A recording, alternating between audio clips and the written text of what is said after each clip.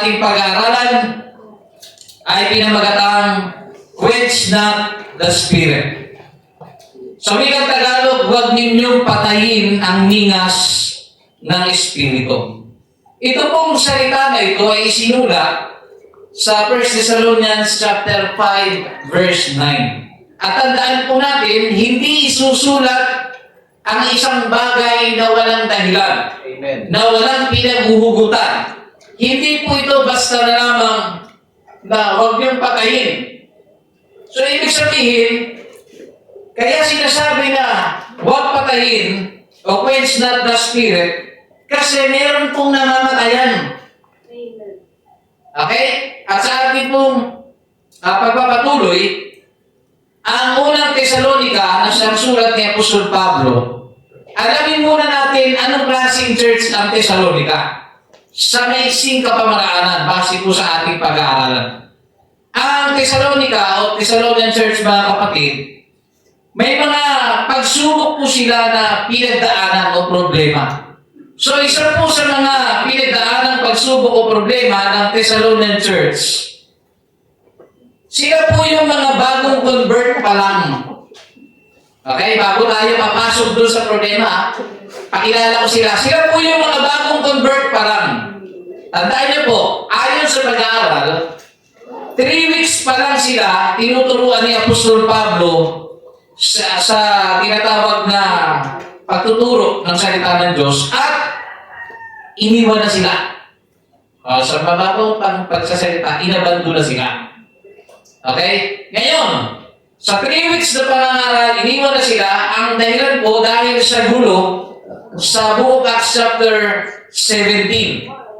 Nagkaroon ng maraming confusion. So sabi ko nga po, hindi nyo makikita dito ang ibang detalye na sasabihin ko. At dito po mga kapatid, ang isa sa pagsubok numero 1 na pagsubok na kanilang pinagdadaanan sa panahon na yun, matinding pag-uusig. Na mababasa sa 1 Thessalonians chapter 1 verse 6, 1 Thessalonians chapter 2 verse 14, 1 Thessalonians chapter 3 verse 3 hanggang 4. Yan po yung pwede nyong makita. Na sinasabi mga kapatid, kayo ay naging tagasunod namin na tinanggap ninyo ang salita sa gitna ng maraming kapighatian. So may kapighatian sila pinagdadaanan. So ano po nangyari? Pagtalikod po nila sa mga Diyos-Diyosan, kasi galing sila ron eh. Nung tumalikod po sila sa Diyos-Diyosan, inaway po sila ng kanilang kapwa-Hudyo, ng kalahi po nila, at ng mga taga-Roma. So ano po ang naging resulta? May nakulong, may nawalan ng trabaho, may itinakwil ng pamilya. Okay? Pagsubok, ikalawa, kalituhan tungkol sa muling pagbabalik ni Jesus. Nagkaroon ng confusion dyan. Dumating na ba si Jesus? Paparating na ba si Jesus? Parang gano'n na sitwasyon. 1 Thessalonians chapter 4 verse 13 hanggang 18, mababasa yan. 1 Thessalonians chapter 5 verse 1 hanggang 3, mababasa rin po yan. So ang tanong nila, paano yung mga kapatid nating namatay? May iiwan ba sila? Yan. So, makikita niyo yan sa 1 Thessalonians chapter 4 verse 13. May mga nagsabi pa na nandito na yung araw ng Panginoon. Noon pa ron, hindi nagsasabi, dumating na daw ang araw ng Panginoon. Kaya tumigil na sila sa pagtatrabaho. 2 Thessalonians chapter 3 verse 11. So, ang epekto ng nangyari, takot, lungkot, at panik. Pagsubok number 3, problema sa loob ng iglesia. Nagkaroon ng problema sa iglesia, mga kapatid. Anong problema ito? 1 Thessalonians chapter 5 verse 12 chapter 5 verse 12 hanggang 22 yan. So, isa na sa nagiging problema ay yung tamaran. Nagkakatamaran. May umaasa na lang sa iba, ayaw magtrabaho. 1 Thessalonians chapter 5 verse 14. Pangalawa, mahina ang loob, madaling ma-discourage. 1 Thessalonians chapter 5 verse 14. Ikatlo, gulo sa mga kaloob. May mga panghuhula na inaabuso o peke, kaya sinabi ng iba, itigil na yan. Binanpo nila yung mga panghuhula. 1 Thessalonians chapter 5 verse 20 po yan. Kaapat, walang disiplina. Hindi marunong magpasakop sa mga leader. 1 Thessalonians chapter 5 verse 12. Kaya mapasa po ninyo dyan, di ba? Na tungkol sa mga leader na sumunod sila, yan mga tinuturo dyan mga kapatid. So ngayon, ikalawa po mga kapatid, bakit sinabi ni Pablo, huwag ninyong patayin ang ningas ng Espiritu? 1 Thessalonians chapter 5 verse 19 po yan, hanggang 20, sinasabi niyan, huwag ninyong patayin ang ningas ng Espiritu, huwag ninyong hamakin ang mga panguhula. Hindi na, huwag ninyong hamakin ang mga panguhula kasi sa isang panahon, binan po nila ang panguhula. Okay? Binan po nila. Pinatigil, pinabawal. Subukin ninyo ang lahat. Ingatan ninyo ang mabuti. Ano ibig sabihin na patayin ang ningas? Pag sinabing ningas, mga kapatid, wala kayo dyan, no? Pag sinabing ningas, yan po ay apoy ng Espiritu Santo. Huwag niyong patayin ang ningas ng Espiritu Santo. Ibig sabihin, huwag niyong patayin ang apoy ng Espiritu Santo. Hindi po ito literal na apoy na ginagawa natin.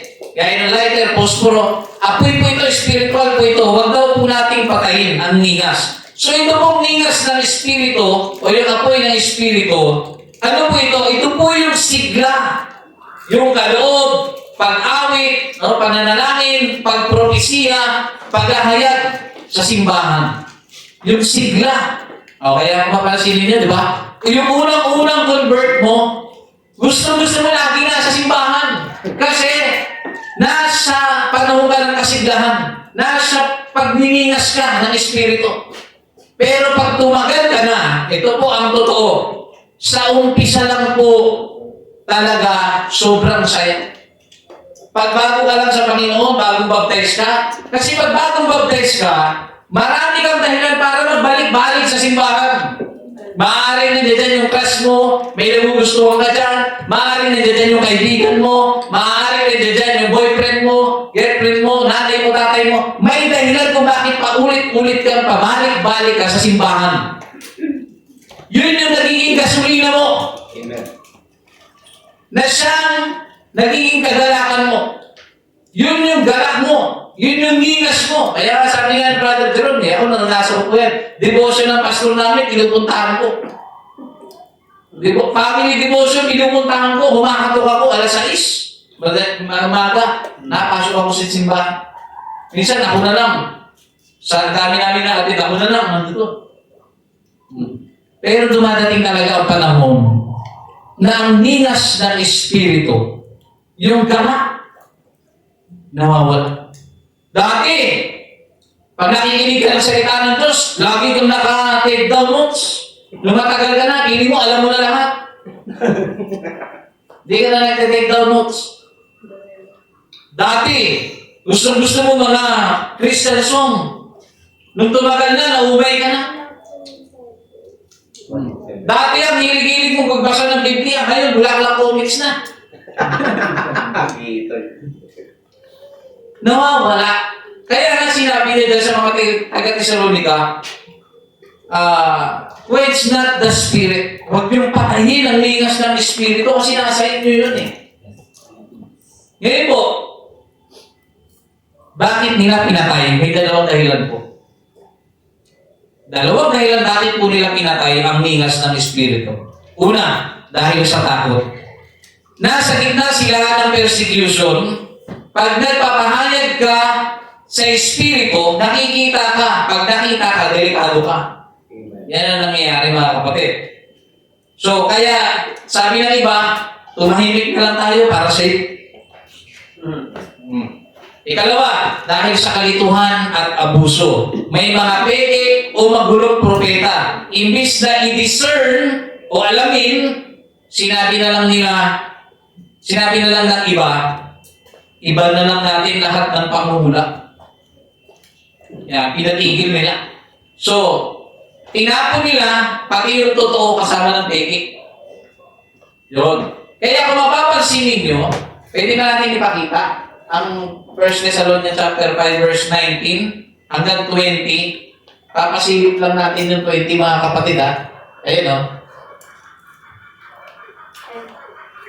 1 Thessalonians 19:20. Yan. Huwag ninyong patayin ang ningas ng Espiritu. Pagdating sa 20, Hindi po kasi nakalagay ng doon. Wait lang po. Ano po? 20. Hindi naman kasi nakalagay ng Hindi po, puliwanan po. Okay?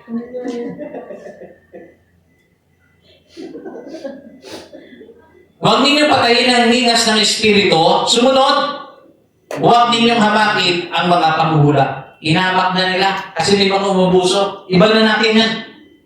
Imbis na i-discern nila, kaya nga meron isang sulat, di ba? Ano sabi? Subukin ninyo ang bawat espiritu kung sila'y sa Diyos. Kasi nga maraming ng mga hulaan, ginawa, binan nila. Kaya sumulat si Apostol Pablo, huwag ninyong hamakin ang mga panghuhula. So itaas natin sis, sa may bandang 16 ba yun? Tingnan po ninyo ewan ko lang kung parehas kayo sa akin kung bumasa ng Bible. Kasi may bagay na tumatakbo sa isip ko na, ba't ganun? Ba't parang hindi sila magkakasunod? Gaya yan. Sige. 16. Yan. Mga gala kayong lagi. Sumunod. Magsipanalangin kayong walang patid. Kulit sunod. No? Pero kung mapapansin po ninyo, gumamit po kasi dyan ng semicolon. Amen. Okay? Yung semicolon po ay pinaiksi ng salitang at. Kaya kung babasahin niyo po yan, mga gala kayong lagi at magsipanalangin kayong walang patid at sumunod. Sa lahat ng mga bagay ay magpasalamat kayo sapagkat ito ang kalooban ng Diyos kay Kristo tungkol sa inyo. Yan. So, dyan po yan mga kapatid. Ngayon sa ating pong pagpapatuloy, yan po yung nangyari sa mga taga-Thessalonica. Kaya sila sinulatan, huwag niyong patayin ang ningas ng Espiritu. Yan. So ngayon po mga kapatid, sa madaling salita, pinapahina sila ng problema kaya gusto na nilang manahimik at itigil ang paggamit ng kaloob. Yun nga po yung pagpaprophesy. Sabi ni Pablo, hindi. Lalo ninyong kailangan ang Espiritu ngayon para makatayo kayo. Yun. So ngayon, dito na po tayo sa ating slide. Ibig sabihin po ng quench ng the Spirit, huwag mo hadlangan, pigilan o patayin ang galaw ng banal na Espiritu sa buhay mo at sa church. Huwag mong i-ignore yung conviction, kaloob, at paggabay niya. So, ang layunin po ng ating pag-aaral, mga kapatid, ay buhayin ang ningas ng Espiritu na namatay. Ayan po, mga kapatid. Ako kaya yun? Sino katabi na tayo? Kalabitin niyo yung katabi niyo, sabihin niyo, buhayin mo ang ningas ng banal na Espiritu. Sabi yung isa, sabi ng katabi, baka ikaw. Ha? Mga kapatid, tingnan niyo kung feeling mo, walang may namatay sa iyo na ningas, good for you. Pero tingin ko, 100%, hindi man may namatay, aandap-andap na. Ngayon, aalamin natin yan, magre-reflect po ito sa atin mga kapatid. Kung tayo po ba ay namatay na ng banal na Espiritu o ng ningas ng banal na Espiritu. So, paano pinapatay ng mananampalataya ang ningas ng Espiritu? Generalize na ito mga kapatid. Si Pablo, hindi lang nagsabi na huwag patayin. Binigyan niya din ng clue kung paano natin nagagawa yun. Meron pong 5 paraan kung paano pinapatay ang ningas ng Espiritu. So, kung ang mga taga-Thessalonian, napapatay nila o namamatay ang ningas na kanila ng ningas ng banal na Espiritu dahil sa, ano po yung mga kapatid? Ulitin natin. Ano po yung naging dahilan bakit namatay ang ningas ng banal na Espiritu sa kanila? Takot sa persecution. Okay, takot at kalituhan o persecution, mga kapatid. So ngayon po, mga kapatid, sa atin sa modernong panahon, paano po? Ito po, may 5 paraan kung paano pinapatay. Sa atin kasi hindi naman takot eh. O siguro, konti lang. Persecution, konti lang. So ito po yung madaling paraan. Ang sabi dito may 5. Una, pag hindi ka lagi nagagalak. Nawalan na yung kagalakan sa'yo. Hindi ka na nagagalak. Yung dating ang saya-saya mo pumunta sa simbahan, pagkatapos sa service Lunes, palang gusto mo lang maglingko agad. Amen. Nawala na. Dati hanggang handa yung mga damit mo. Lunes pa lang, o kaya Sabado. Ngayon, bukas na yan. Pag nakaligo, kung ano na lang mabulot, okay na yan. Yan. So, ayun po, nawawala po ang kagalakan. Paano pinapatay yung kagalakan? Ito po yung mga sumusunod. Reklamo. Negative lagi sa church at buhay. Sino sa inyo dito reklamador? Ha? Alam niyo po, ang sarap kasama niya. Dahil kaya niyang bugnutin ka buong isang araw. Alam niyo po, hindi po masaya kasama ang mga reklamador. Amen. Hindi po masaya. Nakaka-high blood yan, mga kapatid. Negative lagi sa church. Yun na naman, bakit ganyan? Ang init sa church, bakit ganyan na naman? Pinag-uusapan na naman. Yung preaching, patungkol na naman sa akin. Yan, mga kapatid, pinapatay, mga kapatid. Bakit? Bakit nakakapatay? Ang kagalakan ng bunga ng Espiritu. Galatians chapter 5, verse 22. So, pag nagre-reklamo ka, o puro reklamo ka, parang binubuhusan mo ng tubig yung apoy. Yan. Sumunod po, pag tumigil sa pananangin. Pag hindi na po nananangin ng isang Kristiyano, namamatay po ang ningas ng Espiritu. Amen. Kaya sa mga nakareceive ng banal na Espiritu, kung talagang tumanggap ka ng banal na Espiritu, dapat hindi nawawala sa iyo yan. Dahil yan ang unang-una mong iuuna sa buhay mo, pag-gising mo at bago ka pa matulog, nananalangin ka talaga, mga kapatid. So mas magsipanalangin kayong walang pakit. Paano pinapatay ang bagay na ito? Kapag abala ka na sa mundo at sa sarili mo, di ka na abala sa paglilingkod. Yan. So bakit pinapatay o napapatay? Ang panalangin, mga kapatid, ang sabi, ito po ay gasolina ng apoy. Pag walang gasolina, mamamatay yung ningas. Number 3, pag walang pasasalamat, hindi ka na marunong magpasalamat. Sa lahat ng mga bagay, ay magpasalamat kayo. Paano pinapatay? Puro ulang pa. Ulang pa to, Panginoon. Bakit sa iba meron? Bakit ako wala? Yan. Sumunod, mga kapatid, bakit napapatay o nakapapatay? Ang Espiritu ay kumikilos sa pusong mapagpasalamat. Ang pagrereklamo ay nagpapatigas ng puso. So, tigil-tigilan po natin ang pagrereklamo, mga kapatid. Number 4, pag hinamak ang galaw ng Espiritu, huwag ninyong hamakin ang mga panguhula. Yan yung ginawa nila, binan nila yan eh. Kaya sinabi, huwag ninyong yan eh. Ngayon sabi, paano pinapatay? Wala na yan sa panahon natin ngayon. Emosyon lang yan. Pakitang tao lang yan. So bakit nakapapatay? Kapag hinahawak mo yung gift ng prophecy, o yung gift, prophecy, pangungusap ng Diyos, hinahadlangan mo mismo ang Espiritu. Ikatlo, mga kapatid, Ikalima, kapag bumalik sa kasalanan, yan din po nakakapatay ng ningas, mga kapatid, sa verse 22 yan. Ilayo ninyo ang inyong sarili sa lahat ng anyo ng kasamaan. Paano pinapatay? Muling pamumuhay sa dating pagkatao. So bottom line, mga kapatid, ang ningas ng Espiritu namamatay hindi sa isang bagsakan. Namamatay siya unti-unti at hindi mo yun alam. Parang pag-ibig. Mahal ko na kaya siya?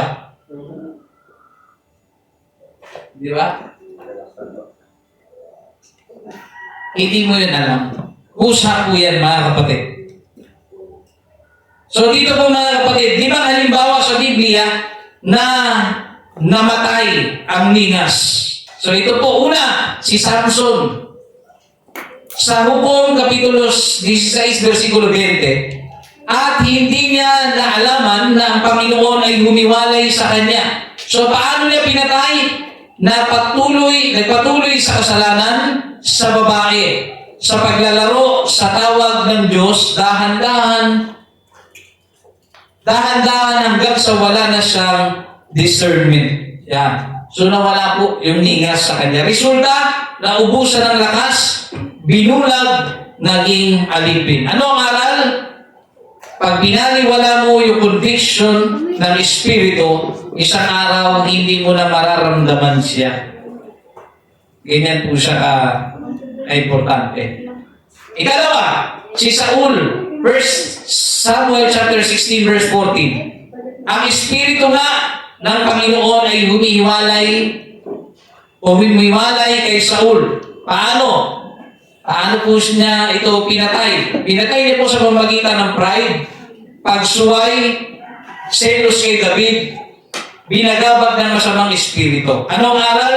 Ang pagsuway plus hindi pagpapakumbaba, umapatay sa presensya ng Diyos. Ikatlo, ang iglesia sa Efeso, Revelation chapter 2 verse 4 hanggang 5. Ngunit mayroon akong laban sa iyo, na inyong iniwan ang unang pag-ibig, kaya't alalahanin mo kung saan ka nahulog at magsisika. So paano? Busy sa gawa sa ministry. Alam niyo po mga kapatid, itong Ephesian Church, sila po, pagdating po sa gawa, sa paglilingkod, hindi po matatawaran yan. No? Busy po sila. At pagdating sa tamang doktrina, nasa kanila. Pero ano pong nangyari mga kapatid? Nawala po yung puso, yung first love. Kaya, kahit po ikaw po ay active, palasimba ka, alam niyo po, yung first love, hindi po yan napipeki. Yung first love mo sa Panginoon. Pag sinabi first love mo sa Panginoon, yung unang-una na mainit ka sa paglilingkod sa Panginoon na hindi ka mapigilan, basta parang sa Panginoon, gagawin mo lahat ng bagay. Hindi ka nagpapapigil. O bagay tayo, may project tayo, magkano dyan, magkano? O, 200 ako, sagot siya agad. Pero pag wala ang pag-ibig, walang kwentahan. Pag-ibig po, napaka-importante. Kahit maliit lang ang nagagawa mo, kung yan po ay may pag-ibig, Yes. yan po ay maganda. Nabanggit ito ni Brother John kanina, nakikinig ako sa libro. Totoo yun. Kapag ka may ginagawa ka at hindi mo sinasamahan ng pag-ibig, alam niyo mga kapatid, walang kwenta ang ginagawa natin. Kaya kayo pag inutusan kayo, halimbawa inutusan kayo, sino pwede magiging sa siya? Pagdating sa siya, sabon, kuskus, banlaw ka lang. Na pagpasok, parang hindi naman natatanag. Nag-inis ba dito? Nag-inis po ako dyan. Ano po ang point? Ano man po ang ginagawa niyo? Kahit nagpupunas ka lang ng instrumento, hindi po yan mga kapatid, ganyan-ganyan. Basta na wala na yung mga pangunahing buwa-buwangin, okay na yun. Yung sigit-sigit, di man niya nakikita. Mali kayo dyan mga kapatid. Lahat ng ginagawa natin, pag walang pag-ibig, hindi po sulit. Walang quality. So kailangan po mga kapatid, sa ating paggawa, meron pong tinatawag na pag-ibig. So paano nila pinatay? Busy sa gawa, sa ministry, tama doktrina, pero nawala yung puso, yung first love. Resulta, sabi ni Jesus, aalisin ko ang ilawan mo. Aalisin ko ang ilawan mo. Aral, pwede kang active sa church, pero patay na sa loob. Pwede kang active. Hindi ka na masaya. Pwede ka magsimba na backslide ka na eh, sa totoo lang. Wala na yung puso mo sa preaching, wala na yung puso mo sa worship. Alam niyo po ba, sa literal na paraan, di ba kumakain kayo? Pagtapos niyo kumain, ano ang makakapagpasatisfy? Tubig. Umiinom ka ng tubig. Alam niyo, sa salita ng Diyos, salita ng Diyos ay, hindi lamang sa tinapay nabubuhay ang tao, kundi sa salitang namumutawi sa bibig ng Diyos. Ang salita ng Diyos ay pagkain. So, kumain ka, paano kayo inom? Sabi ng Biblia, sabi ng Panginoong Hesus, sa babae na nag-iigib sa balon, sabi niya, bigyan mo ako ng tubig. Nabasa niyo yan, mga kapatid. Ginoo, nandito kayo. Wala kayong lalagyanan. Paano kayo makakasalok ng tubig? May bagay pang sinabi si Jesus na ang tubig na meron siya, pag ininom ng babae, hindi na ulit mauuhaw. Hindi ka na kailanman mauuhaw. Sabi ng babae, bigyan niyo po ako niyan. Kung gayon, bigyan niyo po ako. Pero ang pinupunto ng Panginoon Espiritual, yun po ay banal na Espiritu na babalong mula sa kaloob-looban ng tao. So, Holy Spirit, isa po sa kanyang katangian, mga kapatid, ay apoy, langis, na bumabalong, mga kapatid, isa rin tubig. So, kapag tapos mo makinig ng salita ng Diyos, kung walang pagsambang magaganap, kulang ka. Kasi ang pagsamba, pagtapos mo makinig, pagtaas mo ng kamay, kaya nga tayo may moment na kumakanta tapos pinapalapit ang lahat sa unahan. Kasi binigay na ng Diyos ang moment mo para pakinggan mo ang salita ng Diyos sa pagkain ng kaluluwa mo. Ngayon, ang pag-inom mo naman, lumapit ka sa Diyos. Kung nauuhaw ka sa Diyos, lumapit ka. At yun ang magpupuno ng kakulangan mo. Amen. Dapat nagsasamba tayo sa Diyos. Amen. Iba po, mga kapatid, yung basta ka lang nakataas. Right. Marami po sa mga Kristiyano sa ating panahon, ito po nakakalungkot. Pagkatapos makinig ng salita ng Diyos, pag altar call na, nakaganyan lang siya. Bigit. Tamang ganun lang. Alam niyo mga kapatid, nakakalungkot makakita ng mga ganitong tao. Hindi nila alam bakit sila nasa loob. Amen. At hindi nila alam kung anong klaseng Diyos ang sinasamba nila. Kasi kung kilala mo ang sinasamba mo, mga kapatid, may takot ka na nasa loob ka ng balwarte ng Diyos, wala kang gagawin para sambahin ng Diyos. Amen. Magkakaroon ka ng takot Pero kung ikaw po ay naririto, pagkatapos mo makinig ng salita ng Diyos, yung worship mo ang babaw, mga kapatid, baka patay ng ningas ng Espiritu sa iyo, kapatid. Dahil yung mga tao, mga kapatid, na may maalab na ningas ng banal na Espiritu, pagkatapos makinig ng salita ng Diyos, makikita mo ang worship nila Hindi pigil, hindi pilit.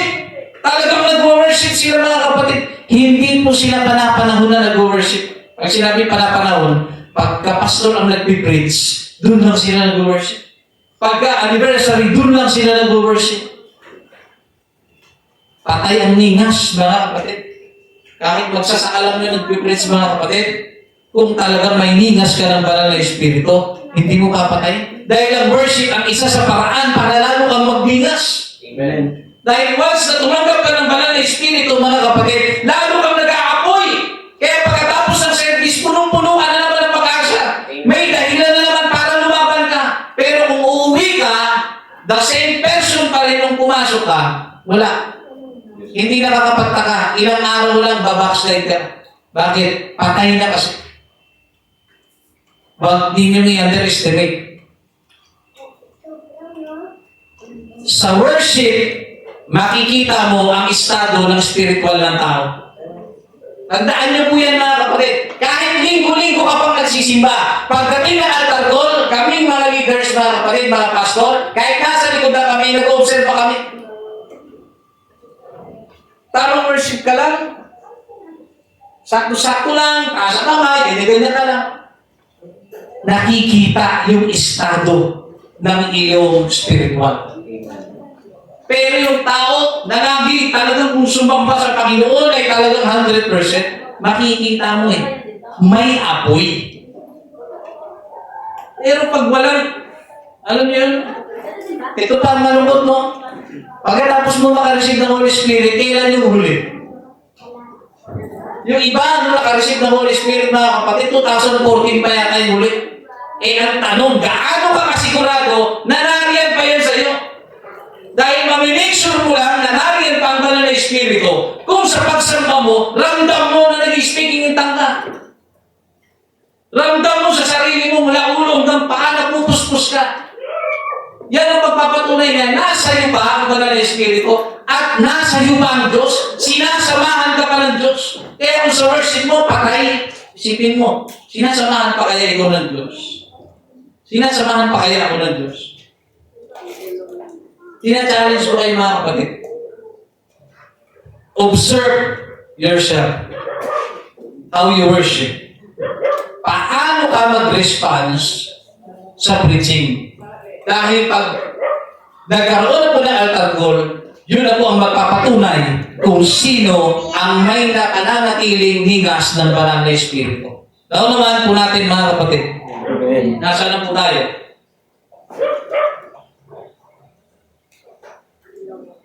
So, pwede kang active sa church, pero patay ka na sa loob.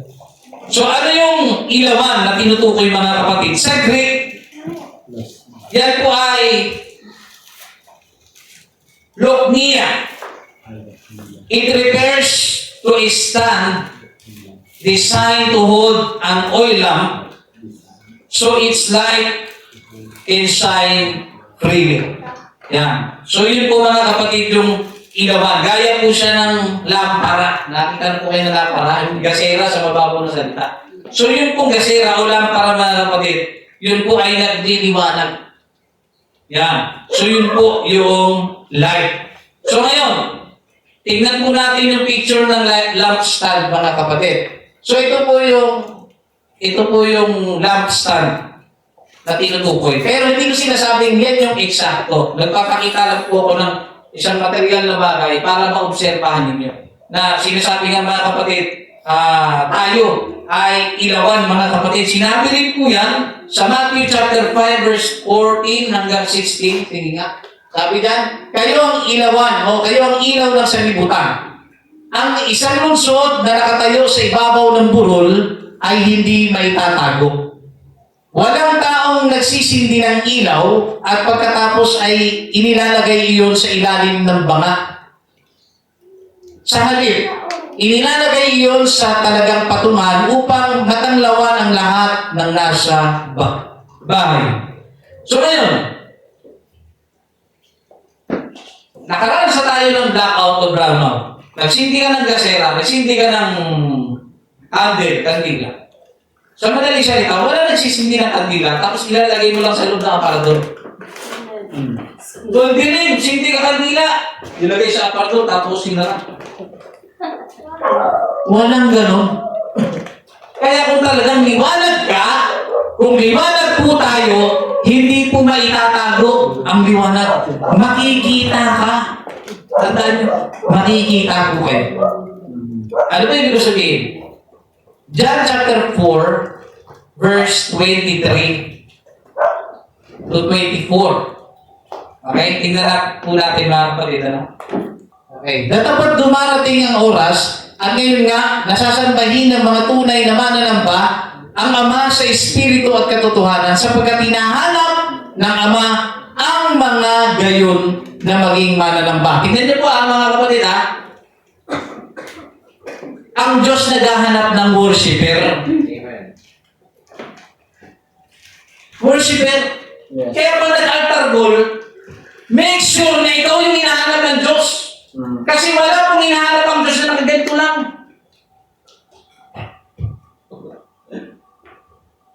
Ang daming mga ganyan mga kapatid na simbahan. Hindi po worshiper yung ganun gesture, hindi po worshiper yung at reject agad yun. Paano mo naman nasabi, ang Diyos ay tumitingin sa puso? Yun na nga. Kung anong nasa puso mo, lalabas yun sa katawan mo. Tingnan mo yung siga. Paano niya napapatunayan siga siya? May siga pa pag naglakad Padaan po. Walang ganun mga kapatid. Ipapakita niya yun. Magsusuot siya ng mga kung ano-ano. Magpapatato siya. Mas maangas daw kasi pag marami ng tato. Sayang ang tapo. Di ba? Paano maglakad? Talagang pinapakita niya. Paano mo malalaman ng isang taong mayabang maglakad? Di ba? Paano mo may masasabi mayabang, arrogante yung nagsasalita? Mayabang magsalita. Pangit ng sapatos. Pagkano yan, meron ako dito 5,000. Bumili ka ng sapatos mo. Pangit, sakit sa mata. Mga kapatid, doon mo makita. Di ba? Kasi yun nasa loob. Kaya kung tama ang puso mo, tama ang gesture mo. Amen. Hindi mo pwede, mga kapatid. This is how I worship. Wala kang pakialam, kanya-kanya tayo ng gift. Gift ba yan? Gift of worship, ganyan? Kulang naman, ganyan-ganyan. Mga kapatid, hindi po. Dumarating ang oras at ngayon nga, nasasambahin ng mga tunay. Tunay ka ba? Tanungin ninyo inyong mga sarili. How you worship the Lord? Tunay ka ba? Pag nag-aaltar, kung tunay kaya, maintindihan mo pa yung mga bisita eh. Kasi bisita eh, ganyan yan. Tamang ganyan yan. Pinupuri, sinasamba kita. Yan nyo ah. Sinasamba kita. Alam niyo po ba ang ibig sabihin ng salitang samba? Galing yan sa salitang proskuneo, na ang ibig sabihin paninikluhod, nakabend, mga kapatid, nakabend yung katawan mo, na nakababa, ibinababa mo ang sarili mo na parang nagmamakaawa. Yun po yung salitang sinasamba kita. Sinasamba kita. Iba yung ginagawa mo. Iba yung pinapakita mo sa tunay na meaning ng sinasabi mo. Nakita niyo mga kapatid, hinahanap ng Diyos ang tunay na mananamba. Hindi man susumba. Mananamba po mga kapatid. At ang sabi dyan, sapagkat hinahanap ng Ama ang mga gayon na maging mananamba. Hinahanap sila ng Diyos. Kaya alam niyo po mga kapatid, sino sa inyo nakaranas na merong taong malapit sa iyo sa simbahan, tapos bigla siyang hindi umatin dahil hindi mo alam yung dahilan, baka may sakit o kaya yan. Di ba pagka ikaw ay umatin, nasa kaya yun? Di ba hinahanap mo? Kasi may connection ka sa kanya. Hinahanap mo dahil kaibigan mo sa marahil, may connection ka sa kanya, may magandang relationship ka sa kanya. Kaya mo siya hinahanap. Kaya pag ikaw ay worshiper, pag may nangyaring hindi maganda sa iyo, at pagdating ng linggo hindi ka sumamba, hindi ibig sabihin hindi alam na Diyos kung nasaan ka. Kundi, naaalala ka kasi sa loob kasi wala ka. Naalala niyo si Brother Noel? Amen. Di ba, nung mga unang panahon na nawala siya, mga unang mga linggo, di ba, parang may kulang, walang sigaw sa likod. Amen. Praise the Lord! Di ba, gano'n siya magpuri sa Diyos. Di ba, hinahanap mo, kasi hinahanap-hanap mo pa nga eh. Amen. Worshipper kasi. Pero kung hindi ka worshipper, kahanapin. Yan po, liwanag mga kapatid. Yung tunay na mananamba, sasambahin ng Diyos. At yung tunay na yun, yun yung hinahanap ng Panginoon. Kaya wag niyo pong pahihintulutan na mamatay ang banal na Espiritu o ang ningas ng banal na Espiritu tapos hindi na tayo nag-worship. Ang worship, mga kapatid, isang mababaw, isang maliit. Sabihin na natin maliit, hindi mababaw. Isang maliit na salita na may malaking epekto na nagpapakilala kung sino ka. Naunawaan natin mga kapatid. So sumunod po mga kapatid, ika-4, si Demas. Ito po yung namatayan din, o namatayan ningas. Bakit namatayan ningas? 2 Timothy chapter 4 verse 10, sapagkat ako'y iniwan ni Demas. Palibas ay inibig niya ang sanlibutan ito. Ito po yung pinakamasakit, ano? Naglingkod ka sa Diyos, meron kang nadala, meron kang bunga. Sabihin na natin, ako, bunga ko halimbawa si Brother Lider. Nadala ko siya sa Panginoon. Naglilingkod kami na sabay. Pagdating ng panahon, iniwan niya ako dahil sa Dota. Iniwan niya ako dahil sa April. Iniwan niya ako dahil sa girlfriend. O iniwan niya ako dahil sa trabaho, dahil sa pera. Ano man ang kadahilanan niya, basta iniwan niya ako sa ere. Ang sakit nun sa taong iniwan. Bakit? Yung iniwan kasi, nagpagod siya, nag-sacrifice siya para madala ka sa Diyos. Tapos ikaw na nadala sa Panginoon, nadala ka naman pabalik ng mundo dahil hindi ka na kontento sa paglilingkod sa Diyos. Dahil nakita mo ang comfort sa sanlibutan. Yes. Boring kasi sa simbahan. Kaya, gusto mo na sa sanlibutan. Ano po nangyari kay Demas mga kapatid? Iniwan niya. Bakit daw? Inibig niya po ang sanlibutan. Minahal niya ang sanlibutan. So masakit ito kay Apostol Pablo. Paano niya pinatay? Amingas, iniwan si Pablo sa ministry dahil sa pag-ibig sa mundo. Pinili ang comfort sa mundo. So resulta, umalis sa ministry. Walang record na bumalik. Ito masakit eh. Once na mag-backslide kayo, tumalikod kayo sa Diyos, tandaan niyo po, bilang sa daliri ang nakabalik. Kaya magsabi mo, backslide mo muna ako, o hihinto ko muna ako sa pagsisimba. Kasi magpo-focus po ako sa pag-aaral. At pag natapos ko ng pag-aaral, saka ako babalik. Swerte mo, magkakabalik ka. Amen. Dahil once na huminto ka, maraming dahilan ang diablo para ikaw po mga kapatid ay huwag pabalikin. Kasi unti-unti, pag once na hindi ka na nagsimba, mamamatay na ang ningas ng apoy. Wala nang gasolina. Wala nang dahilan para umapoy. At pag yan ay namatay, sa tingin mo makakabalik ka, wala kang ang apoy. The reason why na tayo bumabalik kasi may apoy pa. Kahit paano may apoy pa. Ngayon po, aral. Pag inuna mo ang mundo, unti-unting mamamatay ang ningas ng Espiritu sa iyong buhay. Number 5, mga kapatid, ito po yung huli. Si Apostol Pedro. Lucas chapter 22, verse 54 hanggang 62. Paano niya pinatay? Pinatay niya po sa pamamagitan ng takot. Pagtanggi ng 3 beses kay Jesus. Amen. Di ba isa ka sa kanila? Ay hindi ko kilala yung tao niya. Sumumpa pa nga siya, hindi ko kilala yung tao niya. 3 beses. Ano po ang nangyari mga kapatid? Lumamig. Umiyak. Nagtago. Yan po ang nangyari kay Pedro. Ano po nangyari mga kapatid? Itong kagandahan.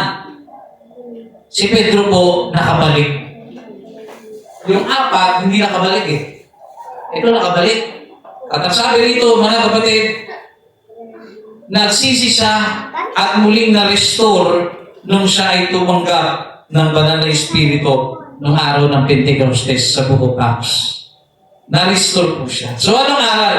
Maaaring dumating ang pagbagsak, pero pwede kang ibalik ng Diyos pag ikaw ay nagsisi. Ang pagsisisi ay hindi lamang basta pag-iyak o pagluha, pagmamakaawa o pagtangis ng malakas. Ito ay pagbabago ng isip papunta sa Diyos. Ang tunay na nagsisi, babaguhin niya na po ang kanyang isip papunta sa Panginoon. So paano muling babalik ang ningas ng Espiritu? Sabi rito, maggala ka kahit mahirap. Amen. Maggala ka kahit mahirap. Sumunod, manalangin kahit tila mahirap ang sitwasyon. Ilang kaya sa atin ang ganito? Number 3, magpasalamat kahit sa maliit na bagay. Ika-4, igalang ang galaw ng Diyos. Huwag magreklamo. Panginoon, iba ang pinanalangin ko sa sinagot mo. Sabi ko, pagalingin mo ang tatay ko. Bakit namatay ang tatay ko? Minsan may mga bagay na hindi natin kayang igalang yung pasya ng Diyos. At masakit yun sa Panginoon. Nire-respeto ka lang kapag umapabor sa iyo. Ikaw man malagay sa sitwasyon ng Panginoon. O ikaw na lang bilang tao. Nire-respeto ka sapagkat may nakukuha sa iyo. Pagka tinanggihan mo, wala ka. So ganyan po mga kapatid, igalang po natin kung ano po ang pasya ng Diyos. Naunawahan natin mga kapatid. Sumunod po. Kalima, alalahanin saan ka nahulog. Ika-6, magsisi sa ating mga nagawa. Gawin mo ang iyong mga unang gawa. Number 7. Number 8, balikan mo ang iyong first love. Revelation chapter 2, verse 4. Ngunit mayroon akong laban sa iyo na iyong iniwan ang iyong unang pag-ibig. Conclusion. Mabilis lang tayo. No? Conclusion. Huwag natin hayaang tuluyan tayong manlamig at mamatay o mamatayan ng ningas ng Espiritu. Huwag niyo pong hayaan. Ako may nakikipag-usap sa kapatid natin ngayon. Kung aminado ka sa sarili mo na ang galak mo, yung apoy mo, yung gana mo sa paglilingkod, ay wala na. Ito pagkakataon mo. Ibalik mo ang ningas. Yes. Praise the Lord. Paano mo ibabalik? May tatlo po mga kapatid na pangunahin sa mga binanggit ko. Sabi sa Revelation chapter 2 verse 4, pwede ba natin ilagay? Yan. Sinabi na kasi dyan, ngunit mayroon akong laban sa iyo na iyong iniwan ang iyong unang pag-ibig. So dito makaka-relate kayo lahat. Sino sa inyo dito ang naranasang lokohin? Amen. Lokohin ang inyong minamahal. Amen. Sino sa inyo ang nakaranas na nagmahal ka pero hindi ka minahal pabalik? Amen. Sino sa inyo mga kapatid? Binigay mo ang lahat ng effort mo pero binaliwala ka pa rin. Amen. Di ba? Alam niyo yung pakiramdam na yun. Pero yung pakiramdam na yan na nararamdaman nyo, yan din ang naramdaman ng Diyos. Nung panahong masaya ka sa Kanya, nung panahong mainit ang pagmamahal mo sa Diyos, nung panahong hindi ka mapigilan dahil wala kang ibang iniisip kundi Panginoon lang. Tapos nung may dumating na sa buhay mo, nung may someone na dumating, either na yan ay trabaho, opportunity, pag-ibig, iniwan natin ang una nating pag-ibig sa Diyos. Yes. Yung dating gusto mong umawit sa Panginoon, unti-unti nang lumalayo ka sa ministry. Yung gusto mo dating tumugtog, unti-unti, ayaw mo na.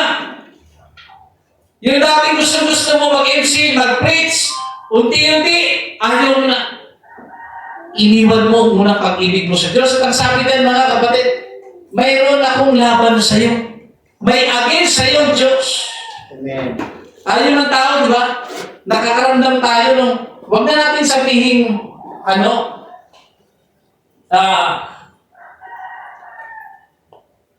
sumba. Ito gusto kong sabihin sa inyo. May mga tao talaga mamalumba. Pero may mga taong takot makarinig ng totoo. Dalawa to ha. May legit na nanulumba.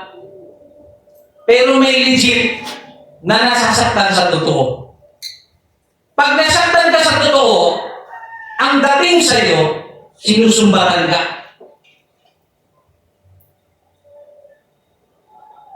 Halimbawa, magulang mo, pinag-aaral ka,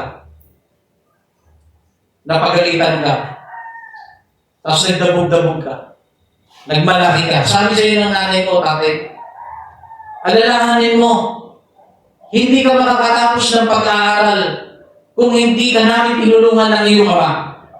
Ano sasabihin ng anak? Kung ako lang pala ay susumbatan ninyo, dapat hindi nyo ako pinag-aaral. May problema ang tao sa pakikinig. Ang sabi ng magulang, alalahanin mo. Ang Diyos gumagamit niyan, alalahanin mo. Alalahanin mo. Ganun na. Hindi mo sumbat yun. Binibigyan ka niya ng pagkakataon, mag-process sa isip mo. Hindi ka makakatapos, hindi ka magtatagumpay kung hindi dahil sa magulang mo.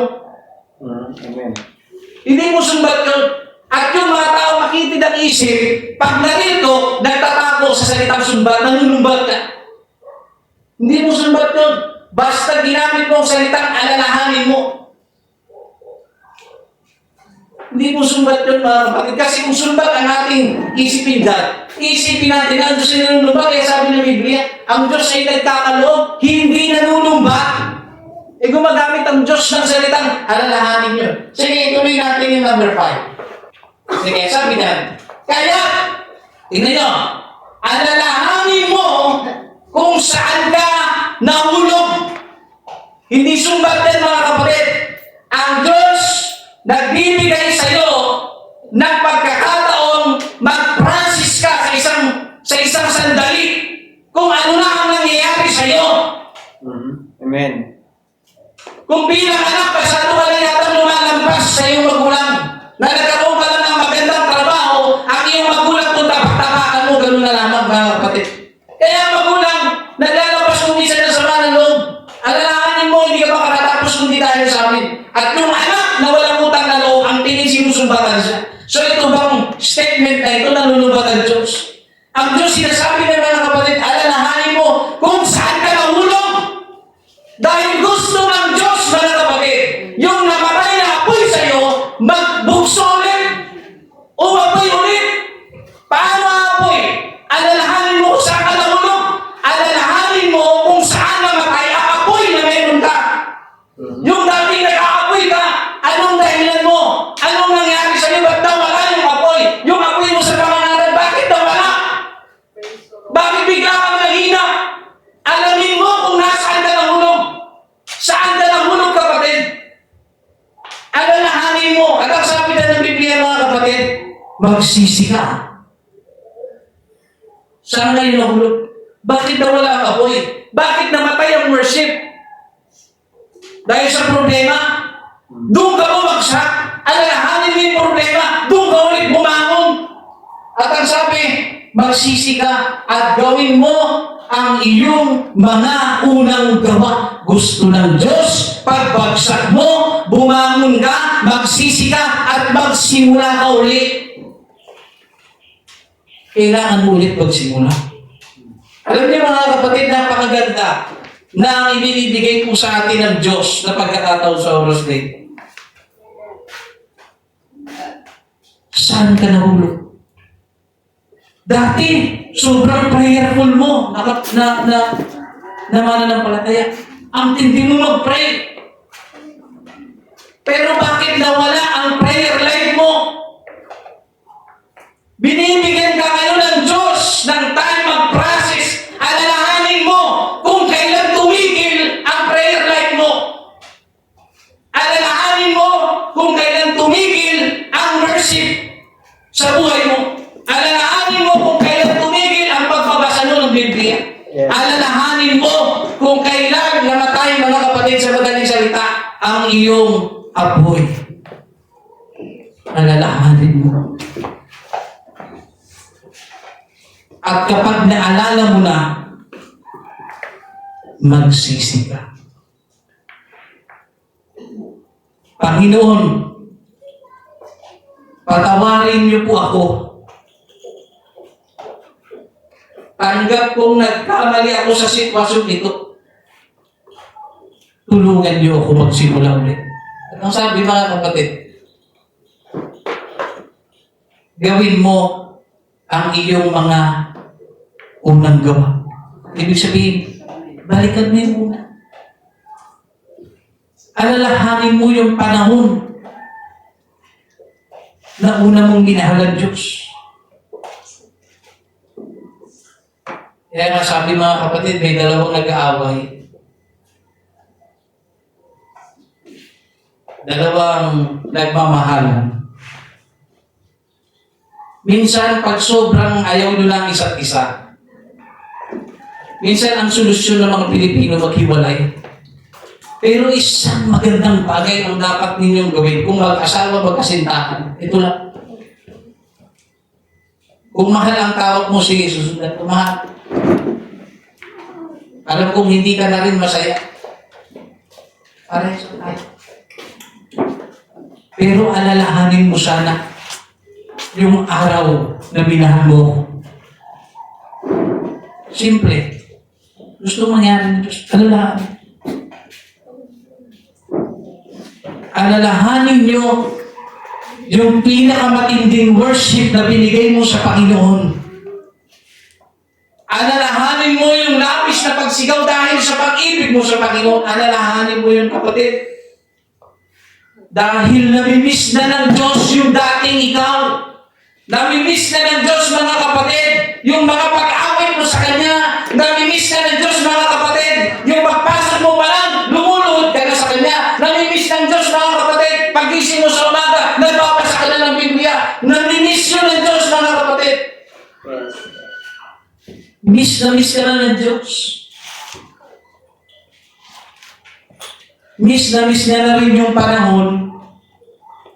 Pag nag-worship ka, ikaw yung nagniningning sa dami-dami ninyo. Ikaw yung nagniningning sa worship. Bakit? Walang pagpitigil. Walang pagkukunwari. Todo buhos. Nagpupuri sa Panginoon. Pinupuspos ng Diyos ng Banal na Espiritu, mga kapatid. Hinahanap ng Diyos ang tunay na mananamba. Nasaan na ang dating brother, dating sister, na kung mag-worship, hindi mapigilan. Let us all stand, mga kapatid. Muli natin alalahanin, mga kapatid. Alalahanin po natin kung saan tayo nahulog.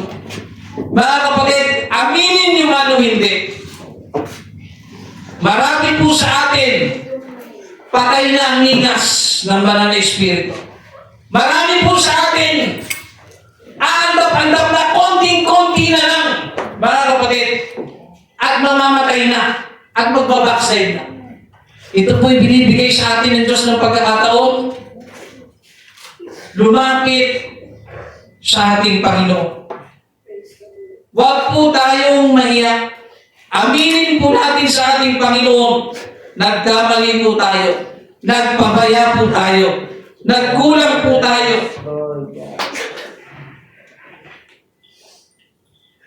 Sa oras na ito, mga kapatid, ito ang mensaheng gusto kong iwan sa inyo. At naniniwala ako na ito rin ang gustong marinig ninyo galing sa Panginoon. Sambahin natin ang Diyos sa pagiging Diyos niya. Mga kapatid, ang worship ang magpaparestore sa apoy na namatay sa iyo. Ang worship, mga kapatid, ang magre-restore sa namatay na pag-ibig mo. Ibalik po natin ang ating pagmamahal sa ating Panginoon. Alalahanin mo, mga kapatid, yung mga panahon, sarap na sarap kang mag-worship, sarap na sarap kang sumamba sa Panginoon. Alalahanin mo yung mga panahon na isa sa pinaka-inaabangan mo ay ang altar call. Liban sa salita ng Diyos, isa sa inaabangan mo ay altar call dahil alam mo, ang altar call, ang paglapit sa altar, ang magbibigay sa iyo ng apoy para magpatuloy, kapatid. Huwag po natin pigilan ang ating sarili. Purihin po natin ang ating Panginoon. Ibigay po natin sa Diyos ang nararapat na pagsamba. Huwag po natin sayanin ang sandali dito, mga kapatid. Iniimbitahan po tayo ng Diyos. Alalahanin niyo po, gaya na nasusulat, meron akong laban sa iyo. Iniwan mo ang una mong pag-ibig. Mga kapatid, bumalik po tayo sa Diyos. Nasaan na po ng pag-ibig natin sa Panginoon? Nasaan na po ng pag-ibig? Nasaan na ang sigaw na hallelujah? Nasaan na ang sigaw na purihin ng Diyos? Nasaan na ang sigaw na salamat, Panginoon? Nasaan ang sigaw na nagpapasalamat sa Panginoon sa kabila ng mga pinagdadaanan? Nagpapasalamat pa rin tayo, mga kapatid. Nasaan na ang pagpapasalamat?